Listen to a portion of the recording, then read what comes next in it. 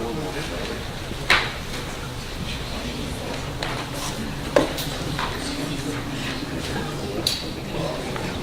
ladies and gentlemen, thanks very much for joining us this evening. As you're aware, we lost one of our great presidents this last week. 93, I believe he was, President George H.W. Bush, 41st president. And rather than offer a standard invocation, I'd like to ask everybody to rise and join me in a moment of silent reflection.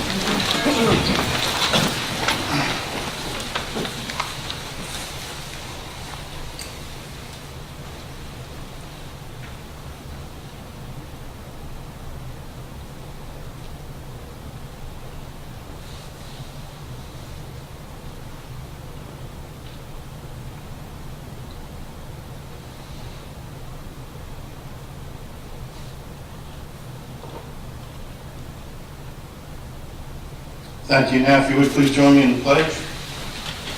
Allegiance to the flag of the United States of America and to the republic for which it stands, one nation, under God, indivisible, with liberty and justice for all. Meeting order, Madam Clerk, can we get a roll call, please? Councilmember Buck. Here. Councilmember Doherty. Here. Councilmember Hoffman. Here. Councilmember Thomason. Here. Councilmember Vogelsang. Here. Councilmember Wilson. Here. Mayor Latham. Here. Agenda item 216, please. I make a motion that we approve the minutes of the regular city council meeting held November 19th, 2018. Second. Got a motion and a second. Any discussion from the council? Seeing none, all in favor, please signify by saying aye.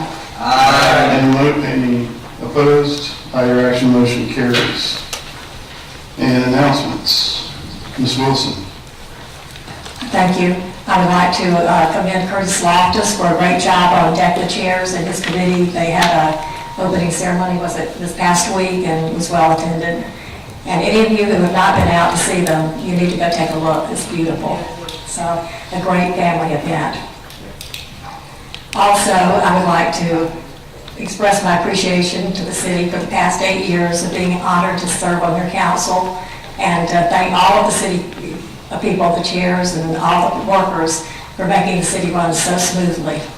And also a thank you to the mayor and the city council for working together to try to make our city a better place. And I would like, lastly, to welcome the new council members coming in. I know you do a great job because you got a great staff to support you. Thank you. Thank you, Ms. Wilson. Mr. Jordan. Can't really beat that one. But I'll try. Yeah, it's been a pleasure working with you, Janelle, and Lee, and Bruce, and wish you all the best in the future. I know it's not an easy job, as 3 people are about to find out real soon. But it does take dedication and true, thought and concern for your community, and that is to be appreciated. On a lighter note, I just wanted to sing the praises of the golf course. It's been open now about a month, and it's getting a lot of use, and to me it seems to be getting better. It's been played a lot, and for anybody who hasn't played it yet, definitely it's worth getting out there. I'm trying to play at least once a week. My score's not going down, but I think it's because it's too hard now. It'll make it easier. It's my fault. That's it. Thank you. Thank you, sir. Mr. Thomason, or I'm sorry, Thomason. Nope. No? Mr. Buck. Mr. Buck. My tapes are messed up here, so bear with me. Go ahead, Mr. Buck. Yeah, I like Sydney, I would like to thank everybody for seeing people out there that have served in so many capacities, and having the opportunity to serve basically for 18 years and 12 years on the city council. But the great thing, it doesn't end with me, and I'm so excited for the new council members and what the future holds for Jacksonville Beach, and being a native from, there are many that have been in this town longer than our family of the mid-1950s 30s, but I've seen a lot happen and so excited about the future and our new council. Thank you.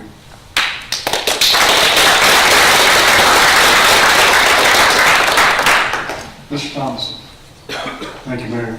I'm really excited to see all these people here tonight to welcome in the new members of the City Council. Congratulations to all of you who will be stepping up here. At this level, we're not really politicians, we're public servants, and we pay attention to what's going on right here in our city and how it affects each and every member of our city, as well as those who have businesses here. And so I encourage all of you, for the council members who will remain and for those who will be joining the rest of the sitting council here, don't hesitate to contact the members of the council if you have a concern about anything, because I can assure you that from the mayor right on down through the other elected members of the council, as well as the city workforce, they are focused on customer service. We won't always tell you what you want to hear, but we will tell you what we believe to be will be in the best interest of the community. And thank you all so much for the opportunity that I've had to serve for a little bit over 25 years to this community, and loved every single minute of it, and love all of you guys. Thank you so much.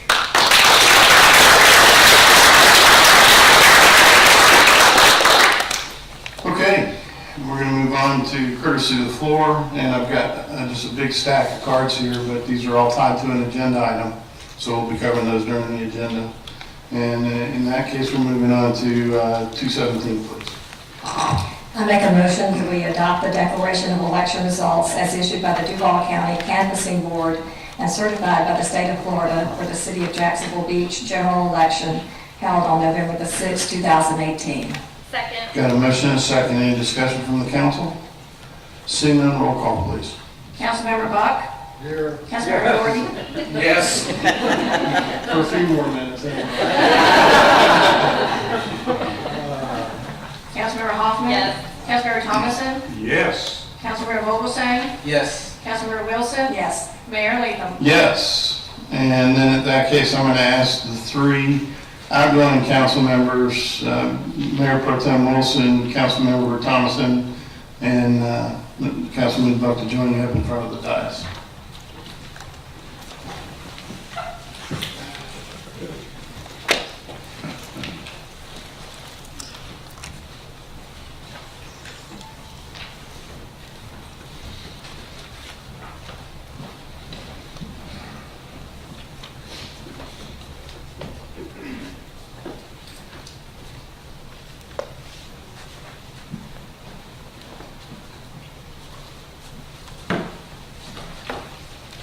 Okay, we have three separate resolutions. Okay. Resolution of esteemed Councilmember Janelle G. Wilson. Whereas Janelle G. Wilson was elected to the office of Councilmember C5 District 2 on November 2nd, 2010, and subsequently re-elected for a second term on November 4th, 2014, serving the citizens of Jacksonville Beach for 8 consecutive years. And whereas Councilmember Wilson served as Mayor Pro Tem from December 1st, 2014 to December 3rd, 2018. And whereas Councilmember Wilson took her responsibilities very seriously by diligently preparing for council meetings and workshops. Whereas Councilmember Wilson was a key leader who focused on strong fiscal discipline while considering the concerns of the community. And whereas Councilmember Wilson was instrumental in improving the quality of life for Jacksonville Beach residents by approving funding and participating in the planning of numerous initiatives, including the following: the design and implementation of the downtown vision plan, establishing a paid parking management program, renovating the Jacksonville Beach Golf Club with upgraded turf and new amenities to improve playability and enhance the golf experience for all, protecting the environment through the reconstruction of dune walkovers, completing shore protection projects and rebuilding our dunes to protect our community from tropical storms, constructing a state park in South Beach Park that is recognized as one of the best skate parks in Florida, installation of state-of-the-art artificial turf in the city's parks, upgrading the city's radio system and video monitoring system for the downtown and redevelopment districts to enhance the safety of the citizens, implementation of new enterprise software system to greatly improve the long-term capability of all city services and enhance citizens' ability to access city services, the recruitment and selection of the new city manager. Now, therefore, be it resolved that the City Council of the City of Jacksonville Beach, Florida, congratulates Janelle G. Wilson for his exemplary service and authorizes this resolution of esteem, dated this third day of December 2018. Congratulations.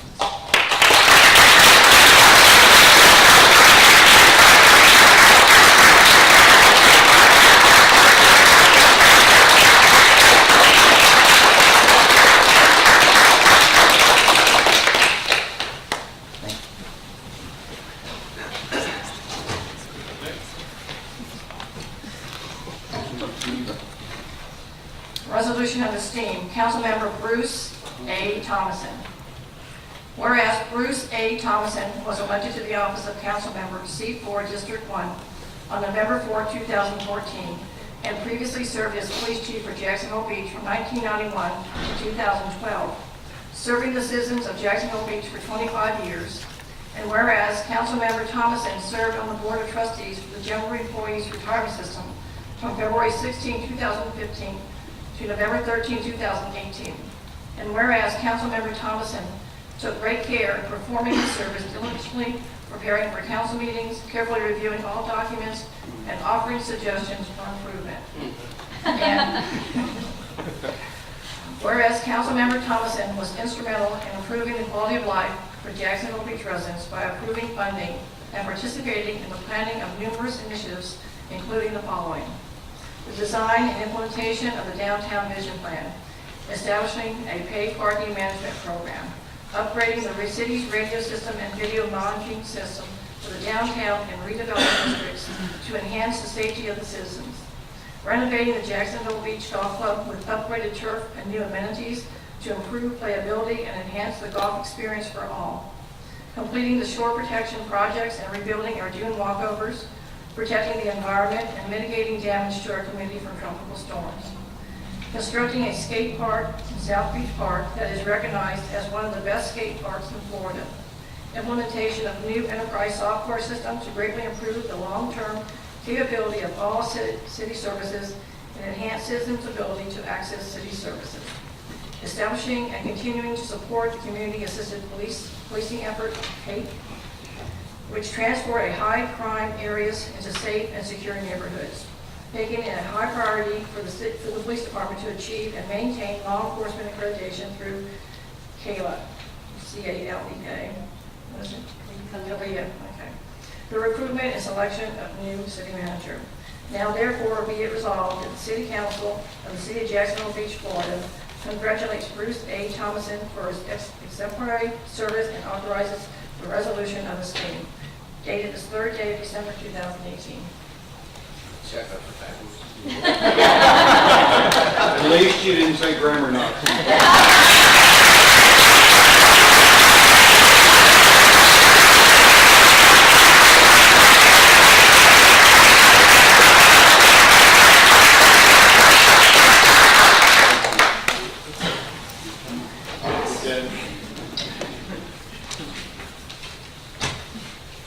Resolution of esteemed Councilmember R. Lee Buck.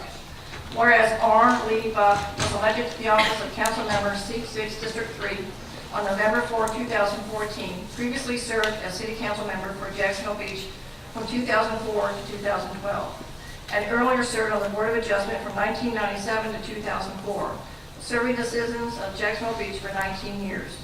And whereas Councilmember Buck took his responsibilities very seriously by diligently preparing for council meetings and workshops and making sound decisions for the benefit of the citizens. And whereas Councilmember Buck was a key leader who focused on strong fiscal discipline, while considering the concerns of the community. And whereas Councilmember Buck was instrumental in improving the quality of life for Jacksonville Beach residents by approving funding and participating in the planning of numerous initiatives, including the following: the design and implementation of the downtown vision plan, establishing a paid party management program, renovating the Jacksonville Beach Golf Club with upgraded turf and new amenities to improve playability and enhance the golf experience for all, protecting the environment through the reconstruction of dune walkovers, completing shore protection projects and rebuilding our dunes to protect our community from tropical storms, constructing a skate park in South Beach Park that is recognized as one of the best skate parks in Florida, installation of state-of-the-art artificial turf in the city's parks, upgrading the city's radio system and video monitoring system for the downtown and redevelopment districts to enhance the safety of the citizens, implementation of new enterprise software systems to greatly improve the long-term capability of all city services and enhance citizens' ability to access city services, the recruitment and selection of a new city manager. Now, therefore, be it resolved that the City Council of the City of Jacksonville Beach, Florida, congratulates R. Lee Buck for his exemplary service and authorizes his resolution of esteem, dated this 3rd day of December 2018.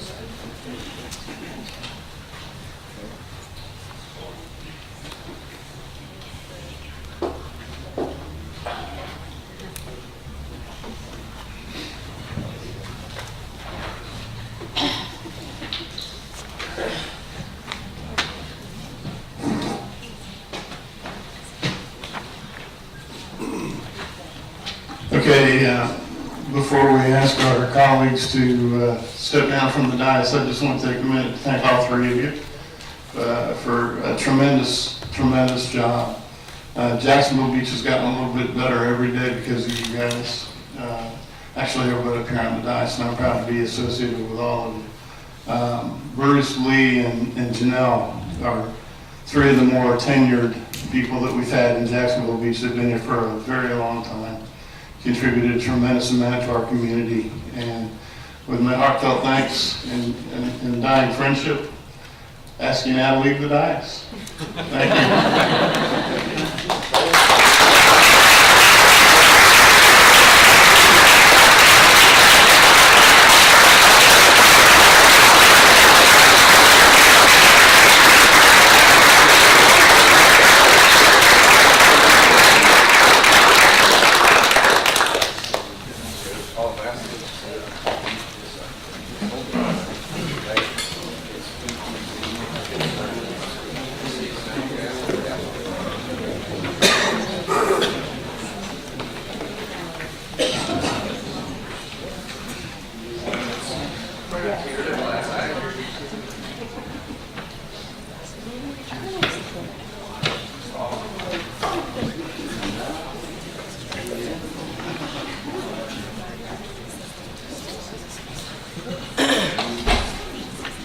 Madam Clerk, we all set for the next?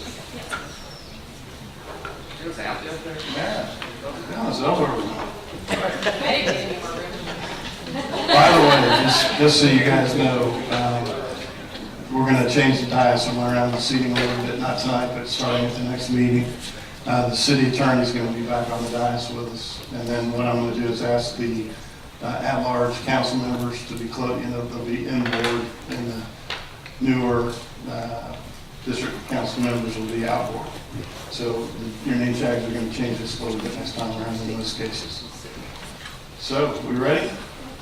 Madam Clerk, you have the floor.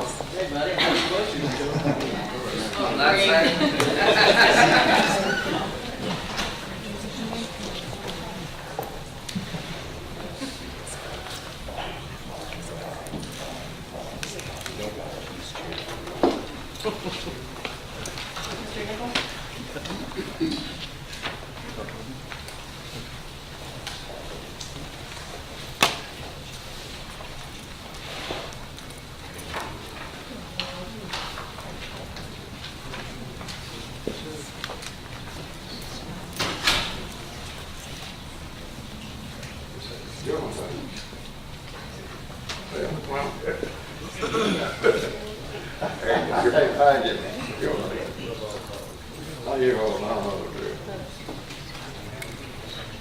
Rick, hold on over there.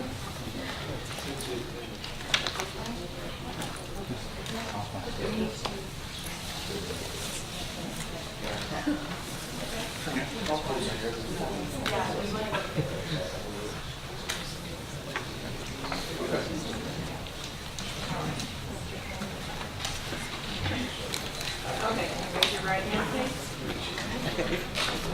I, Corey W. Nichols, P.E., I, Corey W. Nichols, P.E., do solemnly swear do solemnly swear that I will support the Constitution of the United States, that I will support the Constitution of the United States, obey the laws of the state of Florida, obey the laws of the state of Florida, and uphold the ordinances uphold the ordinances and policies and policies of the city of Jacksonville Beach, of the city of Jacksonville Beach, and that I will faithfully and that I will faithfully and impartially and impartially perform the duties perform the duties of the office of city council member of the office of city council member to the best of my ability. to the best of my ability. Okay, congratulations.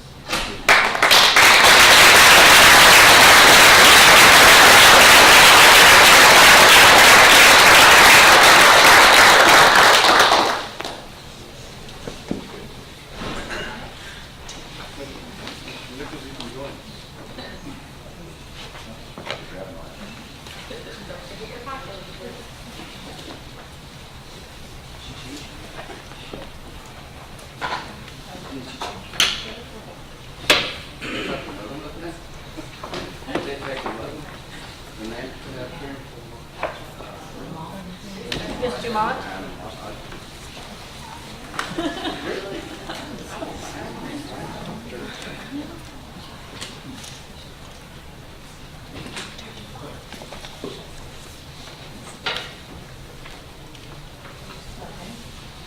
Raise your right hand.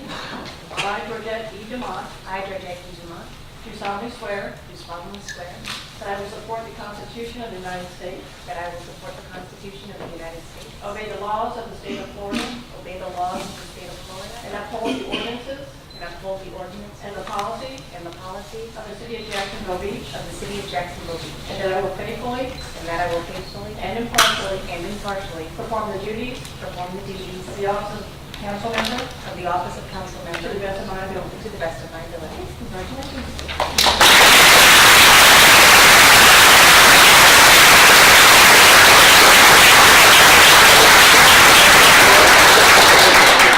Oh, pictures? If you want. She's just getting her first. George, you gotta go back. We're going to get a couple pictures of you guys first.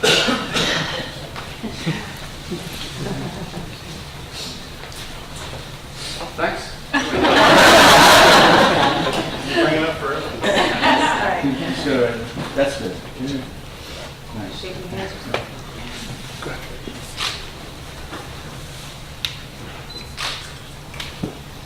Thank you.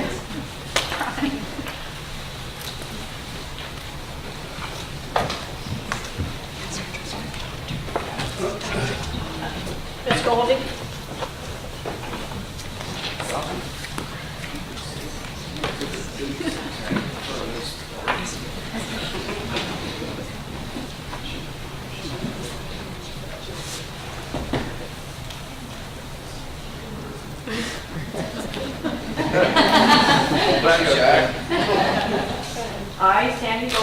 I, Sandy Golding, do solemnly swear Do solemnly swear that I will support the Constitution of the United States, that I will support the Constitution of the United States, obey the laws of the state of Florida, obey the laws of the state of and Florida, uphold the ordinances and uphold the ordinances and the policies and the policies of the city of Jacksonville Beach, of the city of Jacksonville Beach, and that I will faithfully and that I will faithfully and impartially and impartially perform the duties perform the duties of the office of council member of the office of council member to the best of my ability. to the best of my ability.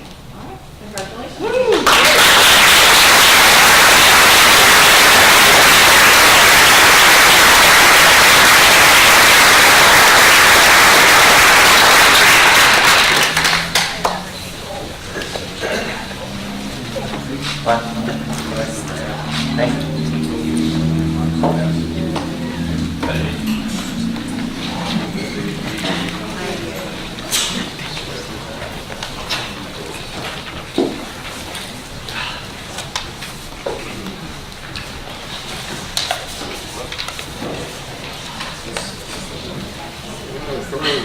Okay,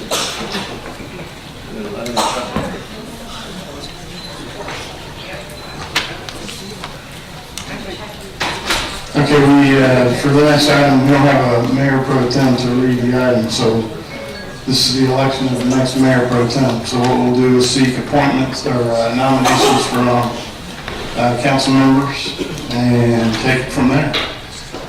Mr. Vogelsang?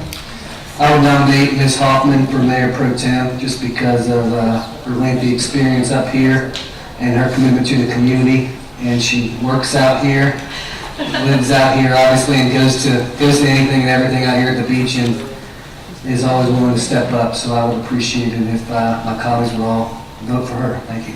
Thank you, sir. Is there a second? Second. Motion and a second. Is there, Mr. Doherty, you got a light on? Do you have another candidate?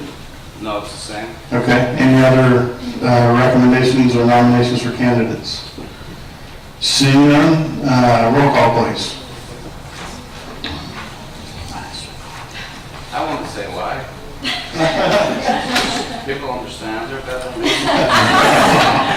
That's the only reason.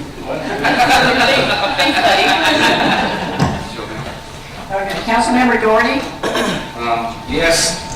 Councilmember Dumont? Yes. Councilmember Golding? Yes. Councilmember Hoffman? Yes. Councilmember Nichols? Yes.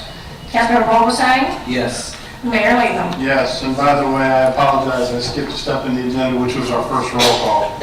So Madam Clerk, we're also going to do a roll call. A little bit late. Okay. Councilmember Doherty? Here? Councilmember Dumont? Here. Councilmember Golding? Here. Councilmember Hoffman? Here. Councilmember Nichols? Here. Councilmember Vogelsang? Here. Mayor Latham? Here. Okay, so congratulations, Chris. Look forward to working with you. I hope you're ready to do a lot of visits and places and cutting ribbons and all kinds of good things. I'm ready. Great. Thank you. Okay, moving on to agenda item 221. I guess I'll start now. I move to approve the emergency purchase of temporary tree trimming and vegetation management services provided by Trees LLC for $45,000 per month. Second. We got a motion and a second. Ms. Nelson? On August 6th of this year, the City Council approved bid award 1718-22 for tree trimming and vegetation services to Core Services LLC. On two separate occasions in October, Core Services failed to show up to perform their services. On October 7th of 2018, Core Services notified Beaches Energy that they were unable to perform the required services. A letter was sent to Core Services on October 8th canceling the bid award, and on October 9th, I, Deputy City Manager, approved an emergency purchase order for temporary tree trimming and vegetation services to Trees LLC. According to our city procurement manual, an emergency purchase in excess of the $25,000 bid threshold amount must receive prior written approval by the city manager or the deputy city manager, and then subsequently the city council must formally approve the emergency purchase. So this motion is for the city council to formally approve the emergency purchase. Thank you, ma'am. Mr. Gordon? Yeah, I see with two attorneys today, so maybe it's their lucky day. With Core Services, are they not technically in breach of contract, and would they not be responsible for any money that the city has to pay because of their breach? I mean, they were applied to do a job, they didn't do it, so now we're having to. Well, I'm not the one that handled this, but technically that would be a breach, and I think Alan would be the better I'm person the to Director of speak. Beaches Energy. It's a time and materials agreement, it's not specifically a contract. So the fact that they didn't show up, we tried to give them ample time to actually get down here, get their equipment in place, and they finally informed us they couldn't perform the services that we asked them to do. So we put it back up. So we went out for the emergency purchase while we re-prepared the documents for a bid proposal, which was needed anyway. There were some FEMA issues that had come up over the last few years where FEMA was clawing back money after awarding it to cities because of the way that the agreements were written. So we're redoing that so that we can rebid it back out. Did they give you a reason why they couldn't do their work? They basically said that they didn't have the equipment and personnel to be able to provide the services that we required. But did that when they applied for it? I guess they thought they could probably do the work when they got down here, you know, they didn't have sufficient people to do what we expected, and, you know, one thing you can't do is get behind on tree trimming. Well, I might be cynical, but I would put money in the fact that probably in the Panhandle, working over there, there's very easy, quick money to be made. So, but yeah, it's not our fault; it's nobody's fault. But I would hope that we can put in the wording for any future contracts to stop this from happening. Do you want to speak to that, or you want me to? You can actually put a performance-based contract where they don't provide the services. They have to at least pay a portion of your cost. Actually, require somebody else to do the services. Perfect. Thank you, sir. Thank you. Mr. Vogelsang? Is this the agreement that handles all of our tree trimming throughout the city, like on the main roads, or is this just for emergency during This emergency is just time? for Beaches Energy maintenance. And Okay, thank you. How about a performance bond? Can we do that separate of a modification of the contract? I mean, it's not uncommon We for... do have some agreements that do have performance bonds. Typically, they're much larger in cost than these, but it's something we can consider. And Alan, this $45,000 a month does not represent an increase over the amount that was awarded to the original contractor, correct? Ms. Demont? Thank you. This is to Ms. Nelson's point. I calculated the difference of basic 45 hours per week, and I have a $12,544 difference between this emergency one and the original contract. The contractor who came in number 2, number 3 wasn't, there were some issues that one couldn't go through, but number 2 was at $202.85 per hour, which would still be less than what the emergency one is. And I understand that it's emergency and it's hard to get people right now. How long will the RFP process be that we're paying this quality dollar for emergency services? We estimate approximately 3 months. So actually, they started late, so they started in November. So in November, December, January, we should have somebody back on board by then.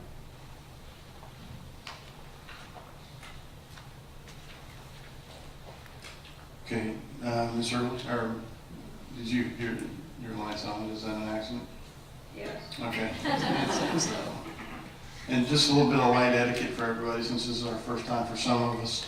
If you have something, if you'd like to be addressed and to have the floor, go ahead and flip your light on, but please wait until you're invited to begin your discussion so that we keep everything pretty much in order. And when you're done, click it off. Otherwise, I think you're looking at your notes, getting ready to ask another question or something. So, okay, great. No other discussion from the council? Roll call, please. Councilmember Dumont?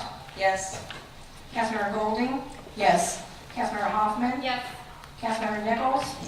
Yes. Councilmember Vogelsang? Yes. Councilmember Doherty? Yes. Mayor Latham? Yes. Madam Clerk, if you would please read ordinance number 2018-8114 by title only, public hearing.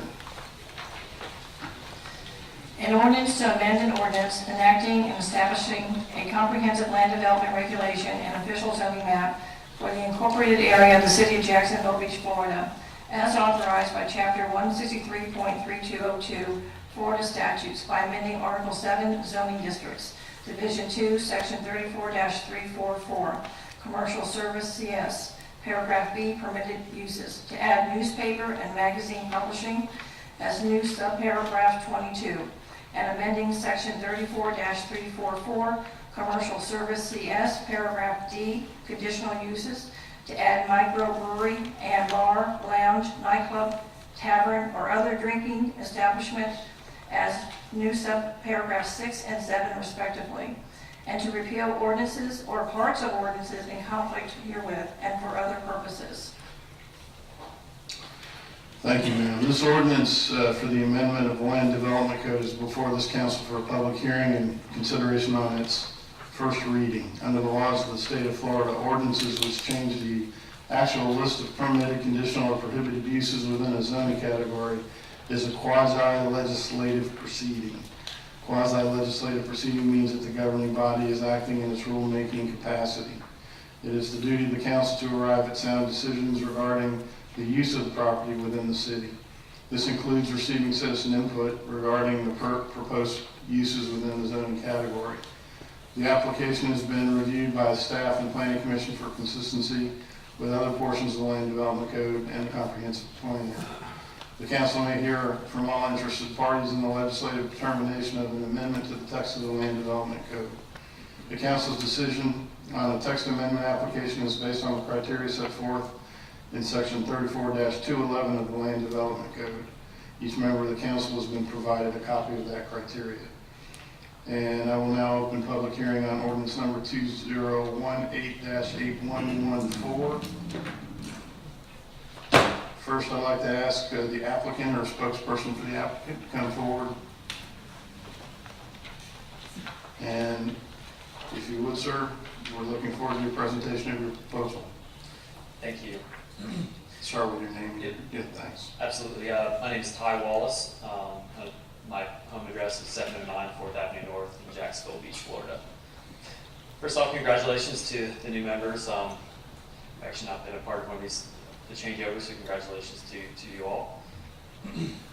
Okay, perfect. We do have, is there? Would you like this? Yeah, that would be fantastic. We incorporated all of these. Thank you so much. Just give it back. Yeah, I know.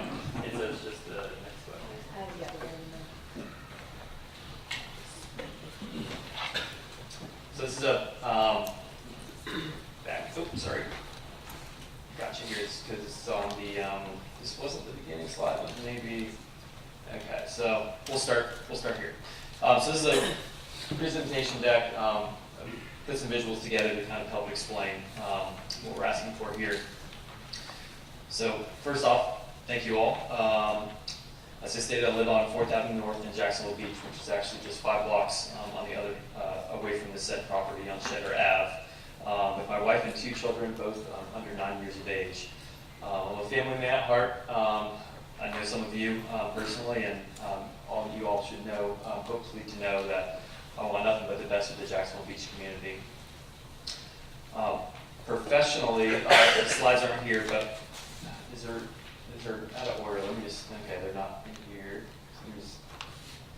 So professionally, we are a local entrepreneurial group with a flagship products being Void Magazine, Edible Magazine, and Bold Brands, which is our marketing agency. I've supplied you each with a Void Magazine and Edible Magazine for the majority of the council members. Edibles are a food-based publication representing the Northeast Florida food scene and culture. And Void Magazine is our original product, started that in 2010, and it's based on lifestyle culture, arts, and entertainment of the greater Northeast Florida, covering from Fernandina, St. Augustine to downtown as well. As a whole, our entire establishment, we are passionate about creating sustainable, award-winning concepts that elevate our community. And through our media channels combined, we talk to over 100,000 people a day. So on here, we don't have the challenge slide as well. It's kind of throwing me off a little bit. Sorry about that. But our challenge is basically adding these uses. We've outgrown our rented office space on 6th Avenue North. And we need room to grow our business. We searched tirelessly for 2+ years in the C2 district with no luck. And this is our last resort in order to keep our business in Jacksonville Beach, which is really where we truly want to be. The subject property on Cheddar Avenue here is perfect for our needs space-wise. It is literally on the border of the CS and CS2 district border. Directly on the other side of this would be ABC Liquor, which there are a lot of those uses for what we're asking for. So by conditional use only, we are requesting to add microbrewery, tasting room, and magazine publishing to the subject location. With this new step and this new space, this said location is actually 6,800 square feet, a little over 6,800 square feet. Our current office space is only 2,400 square feet, so this is a lot of extra room for us. And with this new extra space, we plan to launch our new publication focused on the craft beer scene in Northeast Florida. When you travel to any of their hotspots, Tampa, for example, they have over 200 breweries. I feel like we're right now still in the very early stepping stone for where the evolution of the craft beer scene is going to go. And on those same territories that have those populations, there's at least one publication that is the backbone of the movement. So we'd like to be the first to put our stake in the ground and represent that. Outside of beer, we would also like to roast our own coffee on site and serve that as well. Use this location facility as a place to collaborate, share ideas, and strengthen our bond with the community that our media channel engages with daily. It is not our intention to be a nightclub, a late night nightclub. The way we're grouped with the other uses, it really seems to be confusing, and I get a lot of concerns when it seems to diffuse pretty quickly. It's like our goal is not a late night nightclub. We don't want to, during the majority of the week, 10 p.m. is our latest that we're going to be open. We do want to be open at 7 a.m. We want that to captivate that creative coffee scene, and a place for our employees also to use to facilitate that brainstorm session type environment. So with that said, we can go into it. So this is the before off the Shutter app. If you've seen it, you can actually see it from Beach Boulevard. And this is a proposed rendering that we put together to kind of show some of what we envision it to be. Some feedback, the only improvement I can guarantee is we need a more creative bike rack. I've heard that multiple times by looking at this deck. With us being such a creative agency, maybe we'll spell it out with void or some other kind of cool thing. So more creative bike rack spaces coming soon. So with this, I'll flip to the next screen here as well. And this has our intended uses kind of broken out to where we're dedicating the space to, which our office space, as you'll see here, is 2,800 square feet.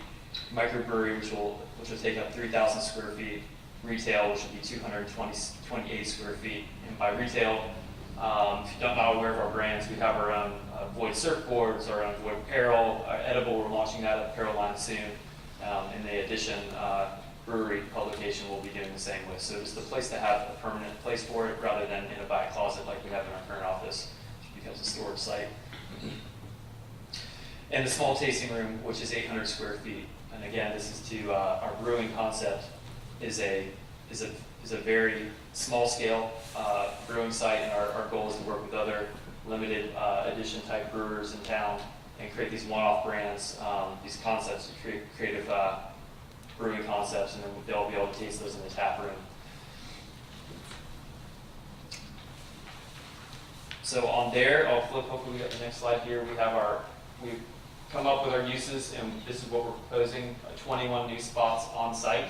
This is the plan we're looking at now, trying to maximize our on-site parking versus having to go through the variance process. This is kind of where we are at the moment. We're going through more fine-tuning, but this is what we're proposing, is 21 on site. If I flip back real quick, you'll see here, per space, I've worked with the planning department, and these are the uses and the requirements. So we're trying to meet those needs on site.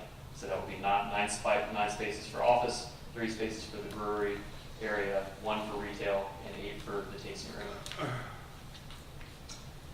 And that's the kind of one-way path there, and we'll end out the easement, which is currently what's happening on site. With the economic impact here as well, we hope to bring a fresh life to this commercial district. I'm sure you're all aware, if you're aware of where this location is, it needs it. It's literally right on that edge. You can see it from Beach Boulevard. We feel it can be represented better. Every location that we brought our office to has collected other eclectic other businesses and local businesses that we feel has brought a nice new life to those areas. We hope to do so to a certain extent at the same location.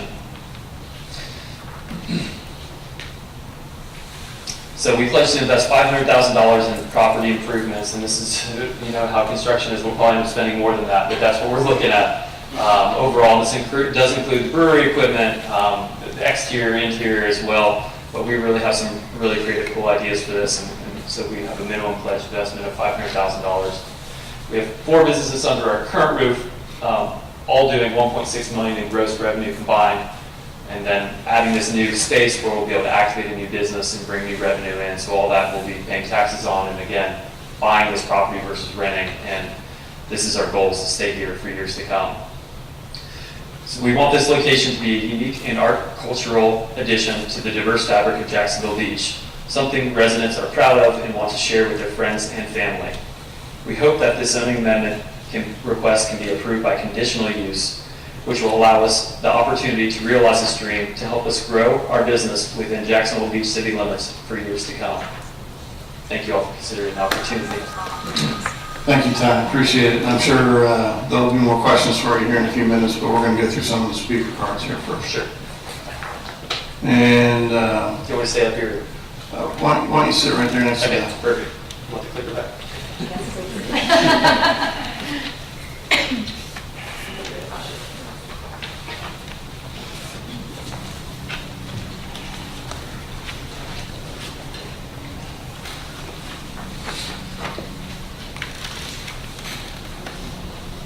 Sorry, you guys gave me so many cards, I just want to make sure I got them in the right.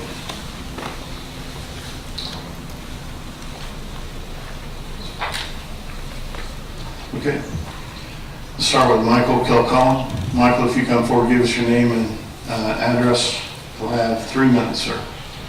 He checked the wrong box. He already stepped out. Okay, He just wanted to say he was in favor. thank you. Aaron Meisenheimer. Aaron, if you'll come forward, give us your name and address, you'll have 5 minutes, sir. Sure. Aaron Meisenheimer, my address should be on the record, but 1026 Avenue North, Jacksonville Beach. My position's in favor. I'm actually one of the founding members and partner as well, so I'm Ty's partner. And I really just want to, we're only up here, we know this is a big ask, and I want to just reiterate that we spent 2 years really searching in the C2 district, and it's limited options for what we intend to do. It's a big idea. We need a very specific space.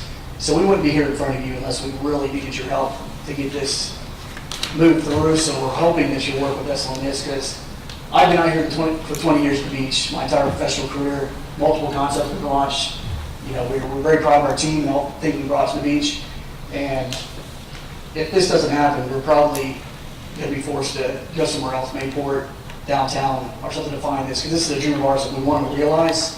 And this space is the first one we found that fits all our needs, and we feel like with your help, we can make this happen. So really, I just wanted to say that, and I hope you guys can work with us. And we look forward to bringing concepts like this and many more over the next 20 years. Like I said, my entire professional career is now here, and I'd like to stay out here. Thank you for your time. Thank you, Aaron. Mike Sasser. Mike, if you come forward, give us your name and address, you'll have 5 minutes, sir. Yes, sir. Hi, Mike Sasser, 208 Oceanwood Drive, Neptune Beach, Florida. Just wanted to start off with, I'm of course in favor of this as well. I am also a partner in Bold Brands. And as a lifelong resident of the beaches community, I look forward to creating a family-friendly atmosphere in keeping with our positive vibe we've always had out here at the beach. My wife is a teacher at Neptune Beach Elementary, and both of my children both attend that school as well. So I have deep ties to this community. So all we're asking for is the opportunity to do a culturally rich vibe to Jack's Beach. Thank you for your time. Thank you, sir.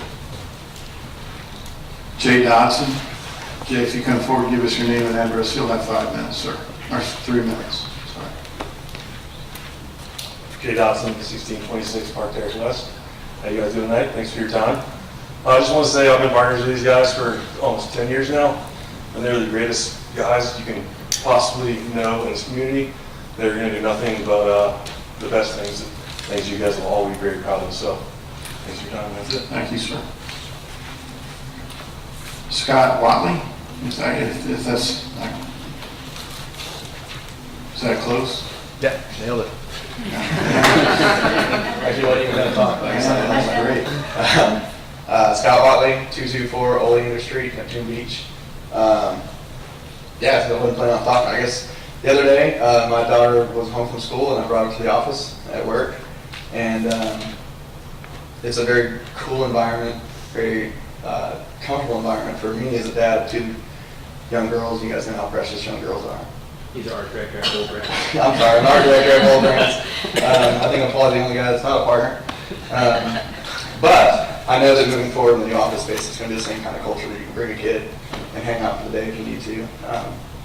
These guys are all family guys and they're committed to that. And I think they're going to carry that over even after work hours to the tasting room and all that kind of stuff. So, not a nightclub. Thank you, Scott. And Terry Deloach. Terry, if you come forward, give us your name and address, you'll have 5 minutes, sir. 3 minutes. After all those years, I'm used to it.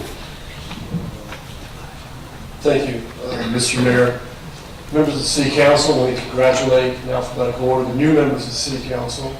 Ms. Georgette Dumont, Ms. Sandy Golden, and Mr. Corey Nichols. Congratulations. You've got your work cut out for you, but it's a good job. It's a good job. I'm here basically to support the Land Development Code text amendment. I would have supported this amendment, as I told the Planning Commission before.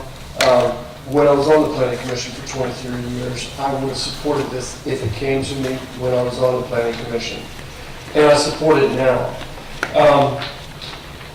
The main thing that I wanted to mention, that let's go back to, it's a conditional use. So we're making a text code amendment, but it is a conditional use. So you maintain control over each of the applications. And I think that's key here, absolutely key. You have the right to put restrictions, to deny, or to approve said applications once they come before you. So I think that's very, very important in this text code amendment. And again, it's right across the street. They can literally do all of the things we're talking about, I believe. And the main thing is, what we've got to look at also is that there's so much emphasis on the redevelopment area, the pier, et cetera, around that area. There's a lot of emphasis. What we tend to do is sometimes forget these little corridors, these pockets. This is one of those. It's had a little bit of a hard time, a bit of a struggle within the city with a reputation. As you all know, Cheddar Avenue has not had the best reputation in the city for an area to move to. I believe that these gentlemen, they're all young, family men, energetic, and they're businessmen. And I believe what they'll do is bring to that area something that we need. That's very valuable, and I would love and I would like to see you support this text amendment. Thank you very much. Thanks, Terry. Okay, I've got a stack of cards here from people that are in support that do not wish to speak to council, so as I call your name, just raise your hand for me, please. Jeff Dangfellows? DeAngelis. Thank you, sir. No worries. Contact issue. Thomas Bizzuto? He left, but he's in favor. Okay. Chris Griffith? Yes, sir. Thank you. Kimmy Cotton? Kimmy Cotton? She left as well. Okay. Casey Bagby? She also left. She was sick. Joan R. Here. Good man. Matthew Shaw? Okay. Nicole Parisher? Yes. Okay. Cassie Ashburn? Okay. Oh, you guys got to start getting easier names like that. That's the next thing we want to do. John Parsons? Here. Okay. Sarah Shapiro? Okay, thank you, Sarah. Henry Gouet? Here. Thank you. Kiara Sanchez? Here. Okay, great. I do have one card for opposition, and at this point, I'm going to call Mr. Sorrell forward. Jim, if you come forward, we need your name and your address, and then you'll have 3 minutes, sir. Jim Sorrell, 1410 Pinewood Road. I want to congratulate all the new council people, and I'm sure that tonight is not going to be a waste, because all of you know that you've been doing this for years in the city here, and you know what's going on. But I'm against this primarily because of the fact that we're talking about alcohol, and alcohol is our #1 problem in the city. We have the biggest problem we need to address is the downtown business district, and there are already recommendations to try to clean that area up. Alcohol is definitely one of the biggest problems we have here at Jacks Beach, and all throughout Duval County. We're known as the party area. So that's the main reason why I'm against it, and even though it is a conditional use recommendation, like everything, it can be abused. And I'm going to tell you, this is exactly what happened one night in the same room when they were asking for a conditional use. really good beer. They were gonna have no more than, they had only 2 parking spaces. They were never gonna have more than 2 or 3 people in there, and they're gonna close at 9 o'clock. And what happened is that after they opened and established, they also said they wouldn't have any seating. It'd just be a couple bar tables. Well, within a couple, 3 months, you had 2 picnic tables, chairs, whatever. I counted 30 seats for 30 people, and on numerous occasions, it was over 40. And there's 2 parking spaces. And that's also our internal biggest problem, is parking. So that's the reason why I'm against this. One, we don't need any more alcohol. 2, is the fact that it will possibly create parking, not necessarily this group. This group sounds like they're responsible. Well, not everybody's responsible. Once you put this into an ordinance, there are going to be abuses. And if any of you have been to any of the meetings, you notice that it's a very, very, very rare that at any time that they'll put conditions on a approval. So what I'm asking you to do is kill this tonight, just like you killed the ordinance 2018-81-12 a few weeks ago, because that one the citizens wanted. And there were like numerous items in there, and the whole ordinance was killed when there's only one item that was in question. And the citizens actually got shortchanged on that. So I believe that you've already shown that you could kill it on the first reading. I think it should be killed tonight. Thank you. Thank you, Jim, appreciate it. At this time, I'm going to ask anybody else who wishes to speak for or against. I'll speak. If you would seriously raise your hand, and I'm going to recognize Sandy. So come forward. Maybe you can be next. Sandy, if you give us your name and address, you'll have 3 minutes. Sure thing. My name's Shandy Thompson. I live at 522 3rd Avenue South, exactly 3 blocks from this. I want to actually say I am in favor. Cheddar Avenue does need to be cleaned up. It is my route. I ride my bike every morning at 5 a.m. for the gym, and it is not a pleasant walk in the evenings or in the mornings. I think this would be a nice, fresh breath air for the area. There's some other, I feel like this will be a nice chain reaction. Once one comes in, more people will see that as an opportunity to fix up that area and clean it up. I do understand Jim's concerns, as I do agree with him on the last thing that was squashed. Parking is a big issue in our residential area. This strip, though, is not residential, so this is why I would be in favor of this versus it would actually be in the neighborhood. Thanks. Thank you, ma'am. Okay, sir, if you come forward, give us your name and address, you'll have 5 minutes, or 3 minutes. Good evening. My name is Christopher Griffith, 102 6th Avenue North in Jacksonville Beach. I'm partners with all these gentlemen. And just coming down to it, I am a father of 2 as of right now, with 2 twin boys on the way. Hey, congratulations. Thank you. That's I'm nice. also a United States Marine combat veteran, born and raised right here in Jacksonville. And basically 4 years ago, I came and joined these gentlemen after working for a very big conglomerate of radio stations here and doing the corporate world and seeing how positive and forward-thinking these individuals were. And I wanted to be a part of the next 4 years.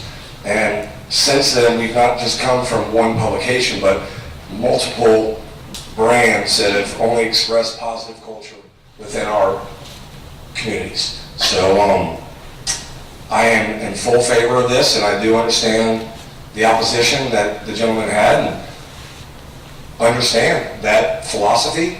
But once again, we know what we want to do, and it is not anything towards that X factor. It is positive, cool, just a community-driven environment that we can all grow with one another, and especially in an area that needs a little bit of facelift, in my opinion.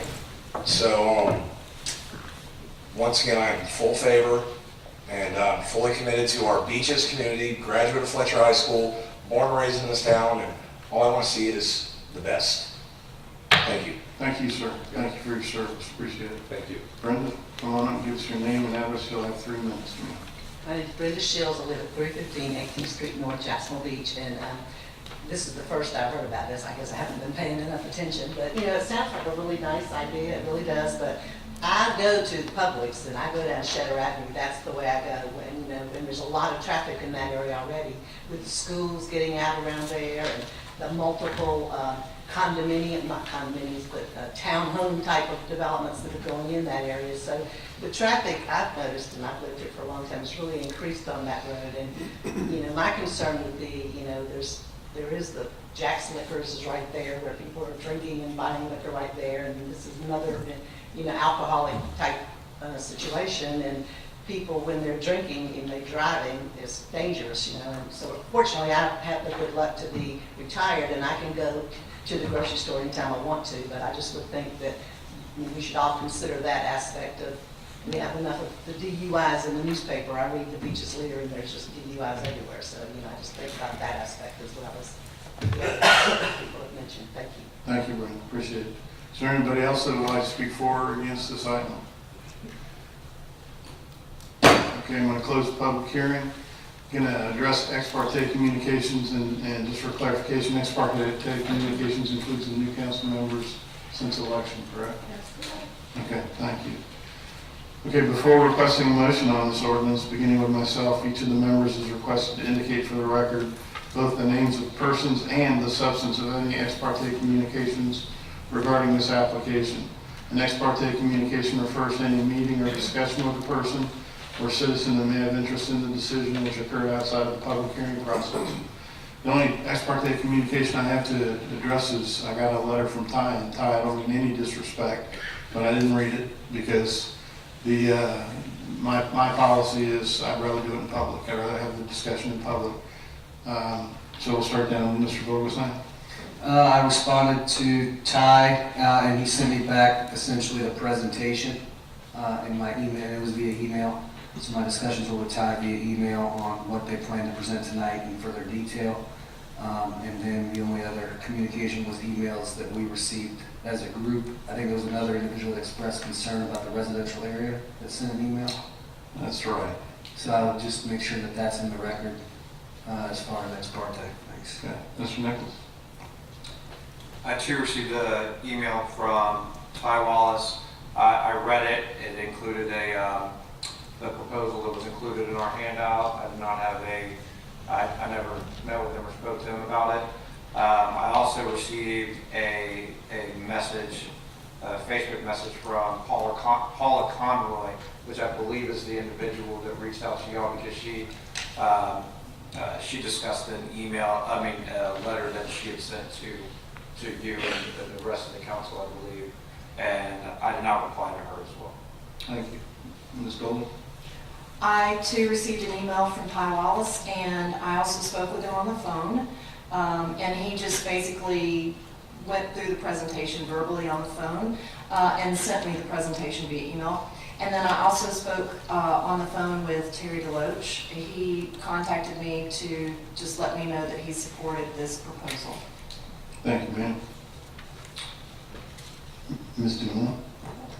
I spoke with Terry Deloach. He was in support of this.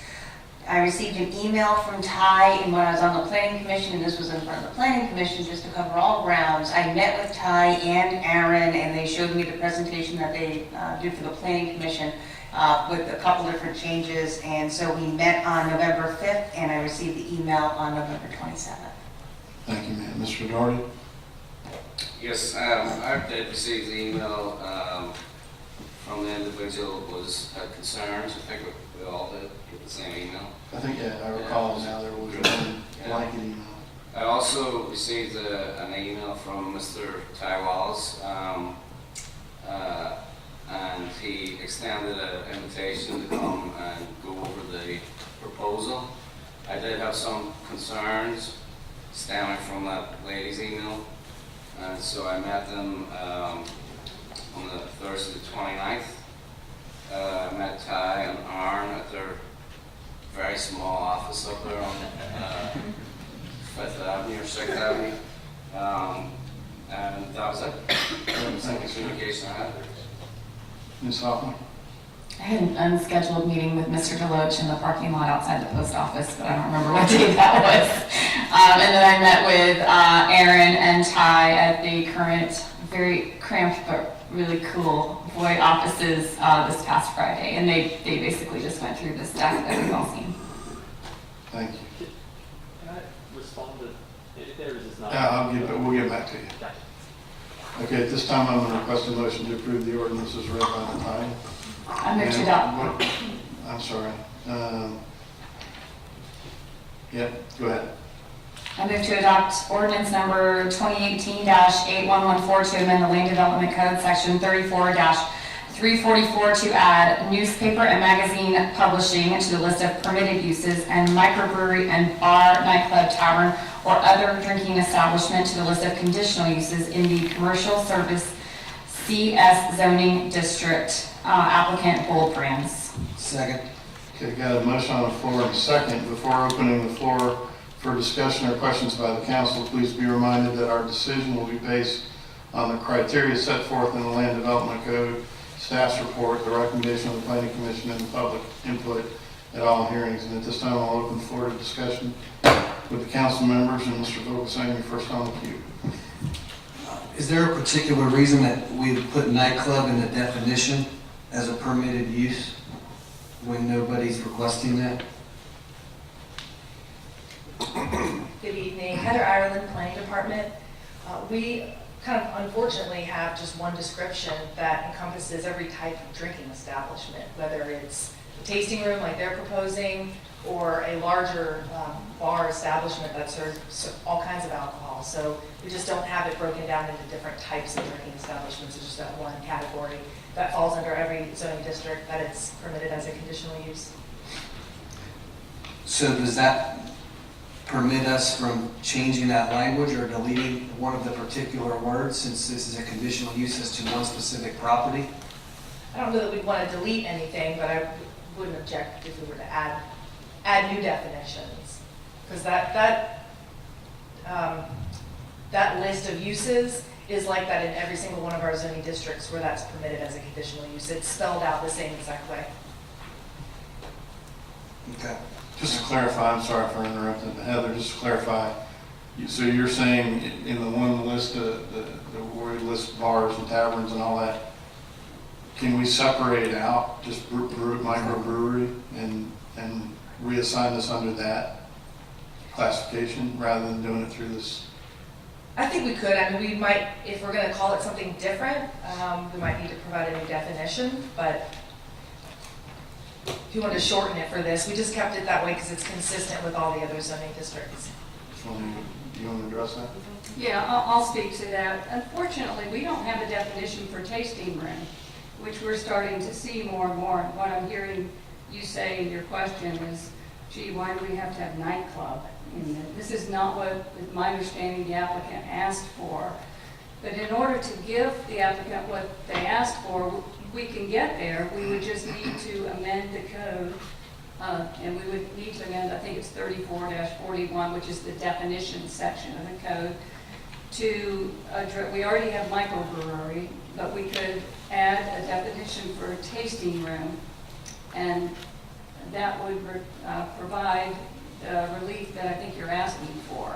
Because I looked at your materials, you didn't ask for all of those things. You asked for a tasting room, but we don't have that in our code. Now, we can do that, but we would need to go to the planning commission, and that would be the process. Other drinking establishment, is that not sufficient?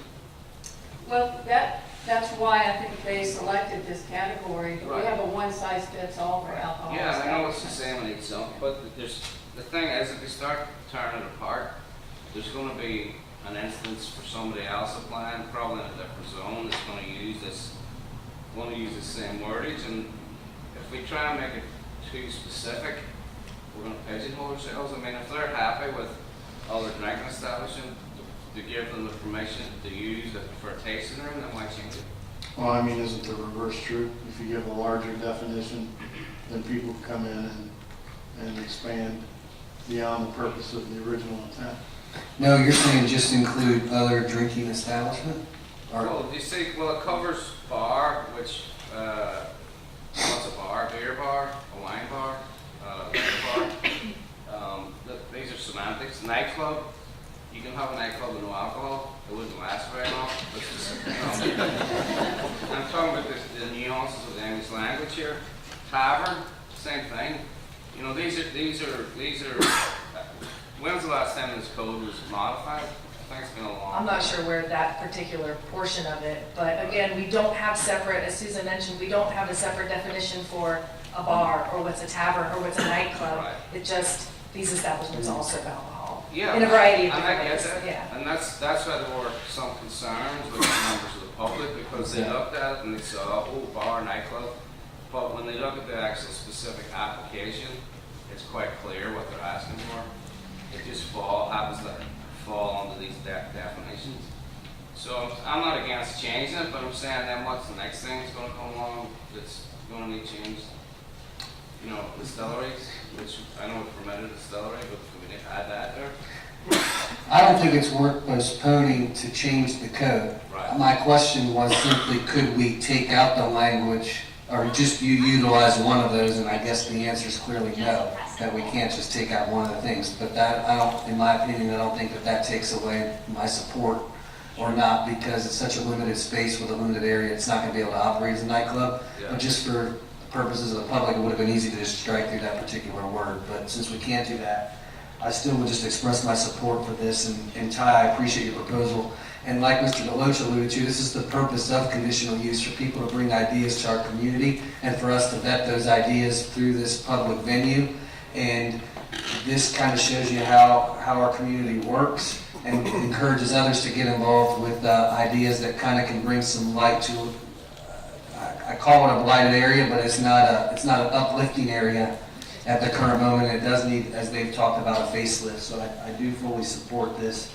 And I will say that the craft beer scene, I agree, is definitely an up and coming. I had the opportunity to go to Wilmington, North Carolina not too long ago, and in their small downtown, they have dozens of little tasting rooms for you to go around and enjoy a bunch of different craft beers at these little small miniature breweries that they just do small batch beers, and everybody goes around to different tasting rooms and tastes them, and it's just an up and coming thing. And I don't think that it encourages excessive drinking or loud music and the atmosphere of a nightclub. It's definitely more of a niche, kind of like you would in Napa with the wine, changing it to beer. So I do support it. You have Southern Swells, which is another quality establishment that kind of has the same idea right nearby, and I think it will be a good asset to our community. And I appreciate you guys taking the time to do it.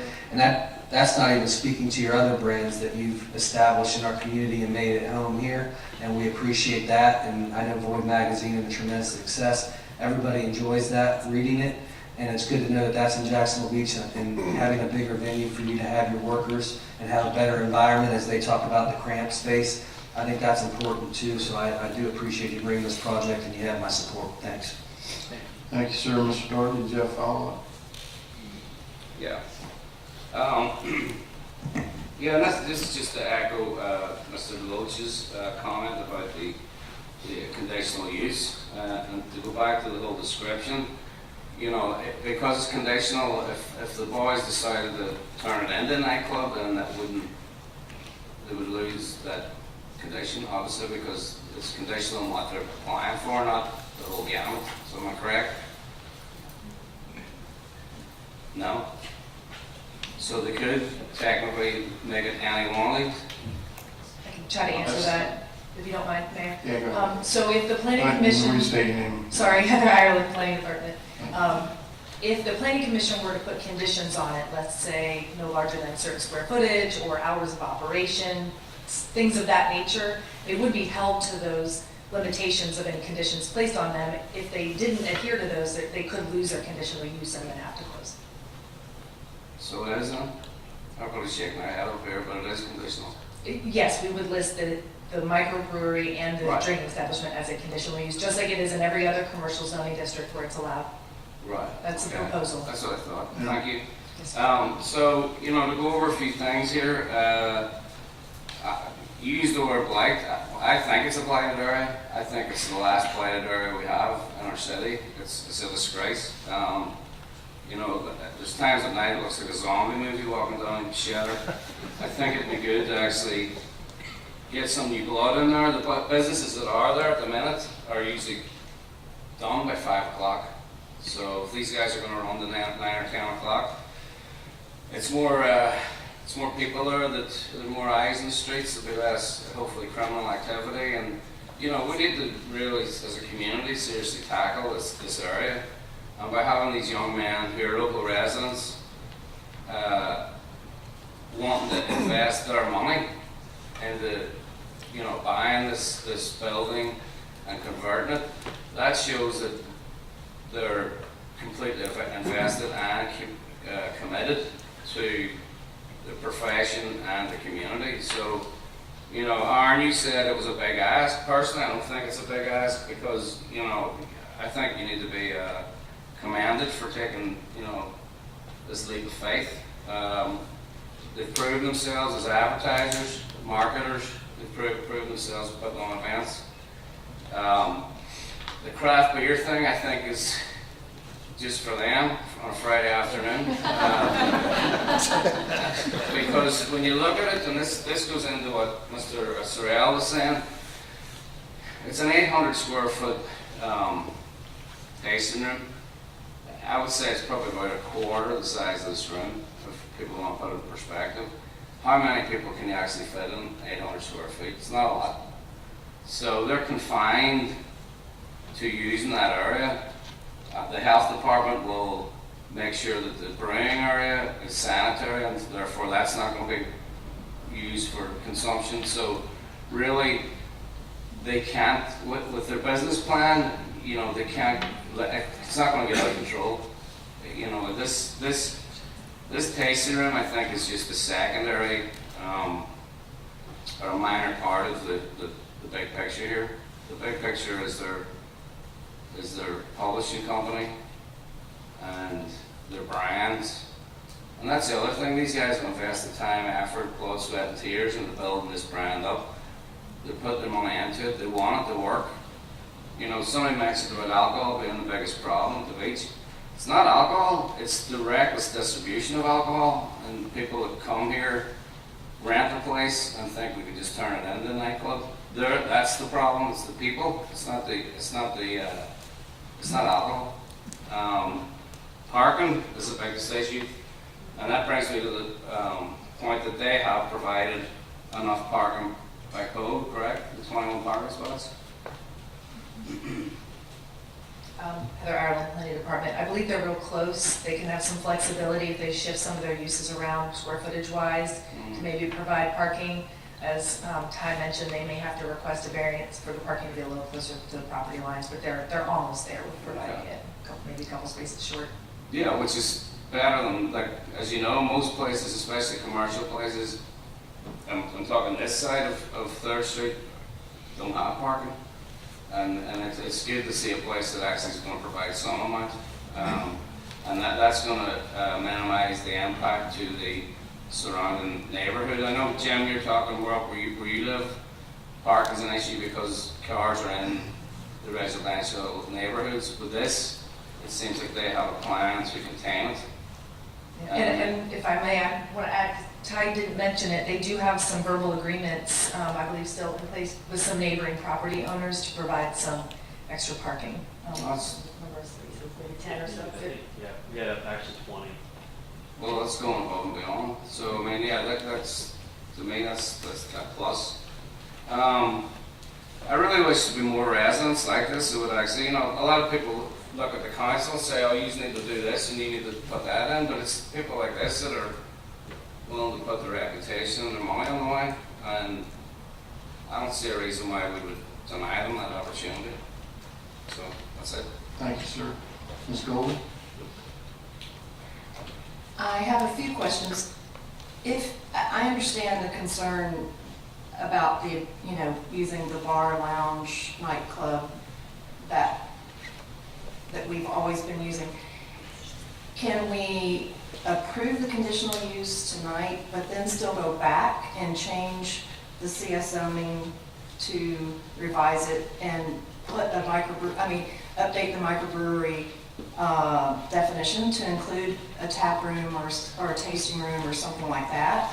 And, how would that affect their conditional use if we were to come back and just clean it up? Heather Ireland, you certainly could. Again, we'd have to add some new definitions or amend it to, I think tasting room is the more probably appropriate term than tap room in this instance. We would have to take that back for the planning commission if we're adding anything like new definitions. But just the microbrewery as it stands, I think that could move forward and we can amend that definition later to include that if that's what I understand that you're. Right, that's what I'm asking, yeah. Certainly, staff would be open to looking into the changes. And then another question I have, which you could probably answer. I know that there's a church that's on the corner of, I think it's First and Fifth. And, yeah, and I think there's some question as to whether it's still active, and then the 500-foot rule. Right. So the applicant actually discovered that church being in that location prior to even meeting with us during their due diligence process. So when we did our part, we noticed it as well. We both separately had researched it on Sunbiz. The records show that there's a file to dissolve the church. And I know that Ty has made, I spoke to him, I think it was Friday, about this church being so close. And they could not even contact anybody. They knocked on the door, they tried to call, email, look it up on the information. So we've really tried to find out if they are still in operation. We don't believe that they are. However, if they are, if maybe they just temporarily closed, I do think there's a creative way that they could still be in that location and meet that 500-foot rule, because the way the code is written, it says 500 feet from main entrance to main entrance as a pedestrian would take the safest route. So they could creatively move their entrance to the north side of the building and still meet that, be beyond that 500 foot.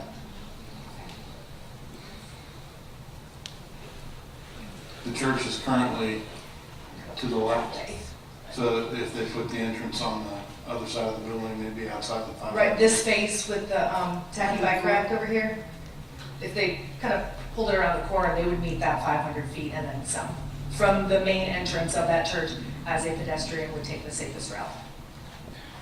That's how we measure for that rule. Yeah, again, it does appear to be vacant, and as I mentioned, the applicant did try to reach out and contact someone there with no luck. I checked and they have a website, of course, it's still up, but that doesn't necessarily mean that they're still. Yeah, we haven't seen any use at the site, and again, they haven't filed their annual report. We can check all that on Sunbiz, and it seems to be not in use at the moment. Okay. And then the only other comment I had is that we added an additional line item, which is item 22 for newspaper and magazine publishing, and it seems that we could just add a couple of words to item number 5 and just say newspaper and magazine printing and publishing, and not actually have to add another item. We were actually, that was our original direction until we did a little more research. We've got this thing called the Big Blue Book. It lists out every industry you could possibly imagine. What's listed in item 5 falls under manufacturing. They're not actually printing the magazine at their location. They're just doing the office, publishing, putting it together component of this. I'm probably saying all that wrong. Yeah, close enough. So we wanted to stay consistent with the industrial classifications. What they're doing falls under office. So we did want to list it separately, just so that there was no confusion that they would be printing anything there, because that's not their intent. Okay. Well, it's just a technicality, honestly. Okay, thank you. Yes, ma'am. Thank you, Ms. Foley. Ms. Dumont?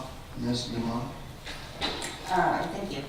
I just want to clarify, we are not voting on them getting a conditional use. That is something that the planning commission does. We are voting on changing the land text use to say that they can then have an application that goes in front of the planning commission. This will never come in front of us again. A lot of the conversation here is that we are giving them a conditional use. We're not. We are looking at changing the code so that they can then apply to have this stuff. I just want to make sure that we're clear on that. So What their plan is good, and with Jim, his mention of the Great Beer Stop, I voted on that stuff, and it's so not what they said it was going to be. Not even close. Now, I don't have that concern with this, but again, what we are doing is looking at allowing for drinking establishments as the current code is, and it's all the drinking establishments in the CS1 district. And this is the only CS1 district, it's just south of the beach, and as Mr. Deloche noted, it's borderline, you know, if you cross the street, they could do that. I don't have an issue with this. I do need to make sure that, and I've said this a long time on the Planning Commission, and we need to clean up the code. We need better definitions, they're antiquated. We really need to clean that up, and I know that we can clean it up. If this application were to get approved by the Planning Commission, it would then be grandfathered in. I do have one question. If the Planning Commission were to put a condition on it, because conditional use means that if anything is under conditional use, an applicant has to go in front of the Planning Commission and ask to be able to do that. It is at that point that the Planning Commission can put conditions on the granting of that use in that zone. So that's what conditional use means. So if the Planning Commission then places a condition on this, let's say you can't operate after 10 p.m. And you have a 1-year time. You're going to try it out for 1 year just to see how it works. If the code were amended within that 1-year period, would they still be grandfathered in if the code was updated? Or would they have to then go in under the... I guess it would depend what the code is changing to say. But yeah, essentially they would be grandfathered in. That's the way I would receive it. Because that 1 year is attached to the original application, which was the original approval. Unless it were for some reason to violate any conditions, then the Planning Commission could take that away, take the approval away from them. Okay, thank you. Anyone else? Yeah, I just wanted to follow up on this whole conditional use thing. I understand we weren't talking about the granting the conditional use, but I do know how they work, and they are quite specific, as you noted, depending on what the parameters of the Planning Commission put on there. For example, my bar got a conditional use back in 1999, and it can be rescinded at any time if we break the conditions. So that is the safety net. Yeah, I agree with you that the language is antiquated and should be modified, but we need to look at it as an organic thing with a lot of our codes, because there are always new uses coming up, there are always new things. For example, medical marijuana, we talked about dispensaries, that's not in the codes. So yeah, I agree that we should always try and keep up to date with new things.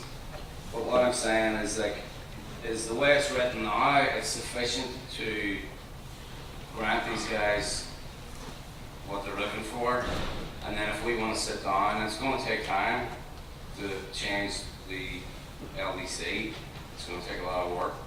But we have to make sure that we're not going to stymie people's applications because we're changing the code. So yeah, some things will be grandfathered, some things will be grandfathered for 50 years. But yeah, I hear what you're saying. I favor actually re-looking at a lot of these codes and talking about them modifying. So that's it, I'm done now. Thank you. Ms. Golding, revisit. So if, following the line of discussion that's been going on about the changing of the land development code, if we were to change the code and they got the approval, but the code says bar, night, club, lounge, but then we went back and changed the code to update the microbrewery definition to include a tasting room or whatever, then the conditional use, if they get it, would be tied to them, and any future business that came would have to comply with the new, correct? So, but then if they were to sell that business or move, then the conditional use goes away, correct? Yes, ma'am. Conditional uses are non-transferable. So if someone else wanted to come in and buy their whole operation under a different name, different operators, they would then have to seek the same conditional use approval under whatever code was active at that time. So they got approval under code, the code at this time, they're able to do that until they close. If they close for 6 months, they basically become abandoned at that point, and they would lose their conditional use. So ultimately, if we go with what we have now, and they get the approval with the planning commission, they could, and then we change the definition for microbrewery, I mean, they could essentially be the only business that's grandfathered under bar, nightclub, lounge, right, as a conditional use, correct? Correct, and I don't know, Karen, do you have the map of the CS zoning district by any chance in your slides? So we actually, you have it in your packet? Okay, I don't have it in front of me, I don't think, but, because we kind of looked at this with the applicant.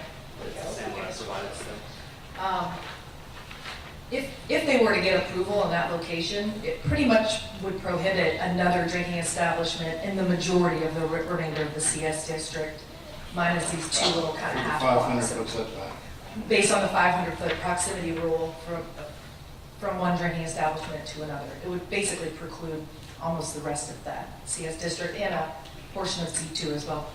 Okay, thank you. Thank you. Mr. Vogelsang, revisit. Briefly, just to address your comments, Ms. Dumont, I'm not suggesting that we're approving their conditional use today, but we as a council appoint the planning commission and direct the planning commission. And by us voting to include these definitions, I would hope that that would send a message to the planning commission that this is something that we desire to go through, and that message would then be relayed by staff at that planning commission meeting, because we're creating the ability for them to apply for that. So that's why I think expressing the support here clearly sends a direction to the planning commission in their vote. Thank you, sir. Ms. Hoffman? I don't have anything new to add, but just to echo my colleagues, I want to support this project. I think it's a really creative and unique use for the commercial services district, and I'm just very excited to be able to support this company, and glad and hope that they will be staying in Jacksonville Beach for a long time. Thank you, ma'am. And I'm just going to wrap up by saying, Ty, I mean, it was a year or two ago you and I had lunch, and you were telling me about your vision. I've always been very impressed with Void and the impact it's had in the community. I think you're running a great operation. This isn't about, in my opinion, and there's a lot of skeptical type questions being raised, and it doesn't have anything to do with your project, at least in my opinion. It has to do with precedents and what's going to happen after your project. It sounds to me like, you've, particularly the staff has told me you've been more than cooperative, and we're all very grateful for that as well. I think, unless anybody has anything else to say, we're going to take it up for a vote for him in a minute, with the understanding that if we pass it through on the first reading, for those out there, the Jim Sorrells and Brenda Shields and the group that want to communicate to us additional concerns, there is a second reading of this, presumably in 2 weeks. Is that right? So, if there are people out there listening on YouTube and they have concerns, now's the time to do it. So let us know. Okay? Madam Clerk, get a roll call, please. Councilmember Golding? Yes. Councilmember Hoffman? Yes. Councilmember Nichols? Yes. Councilmember Vogelsang? Yes. Councilmember Doherty? Yes. Councilmember Dumont? Yes. Mayor Latham? Yes, ladies and gentlemen, this meeting is adjourned. Congratulations again to our new colleagues.